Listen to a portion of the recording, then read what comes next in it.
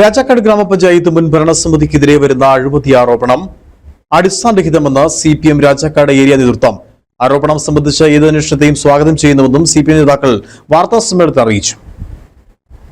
കഴിഞ്ഞ ദിവസമാണ് രാജാക്കാട് ഗ്രാമപഞ്ചായത്ത് മുൻ ഭരണസമിതി നടത്തിയ അഴിമതിയെക്കുറിച്ച് അന്വേഷിക്കുവാൻ ഹൈക്കോടതി ഉത്തരവിറക്കിയത്.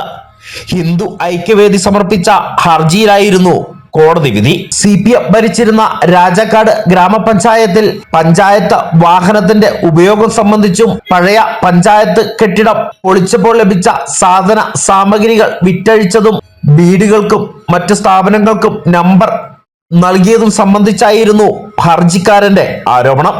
എന്നാൽ ആരോപണം അടിസ്ഥാനരഹിതമാണെന്നും പഞ്ചായത്ത് ഭരണസമിതിയുടെ അനുമതിയോടെയും കൃത്യമായ നടപടിക്രമങ്ങൾ പാലിച്ചുമാണ് പഴയ പഞ്ചായത്ത് ഓഫീസ് കെട്ടിടം പൊളിച്ചതും കാലഹരണപ്പെട്ട സാധന സാമഗ്രികൾ ടെൻഡർ നടത്തി ഒഴിവാക്കിയതും വാഹനത്തിന്റെ ഉപയോഗവും നടപടിക്രമങ്ങൾ പാലിച്ചാണെന്നും CPM നേതാക്കളായ MN ഹരിക്കുട്ടൻ, സുമ സുരേന്ദ്രൻ, ശൈലജ സുരേന്ദ്രൻ, VA കുഞ്ഞിമോൻ, ബേബിലാൽ തുടങ്ങിയവർ വാർത്താ സമ്മേളനത്തിൽ അറിയിച്ചു. ഹിന്ദു ഐക്യവേദിയും അതേപോലെ വാർത്താ മാധ്യമങ്ങളും ഉപയോഗപ്പെടുത്തി അനാവശ്യമായ ചർച്ചകളും വിവാദങ്ങളും നടത്തുന്നത് എന്ന് ജനങ്ങൾ ബോധ്യപ്പെടേണ്ടതായിട്ടുണ്ട്. പൊതുജനം ഇത് തള്ളിക്കളയുമെന്നാണ് ഞങ്ങൾ വിശ്വസിക്കുന്നത്.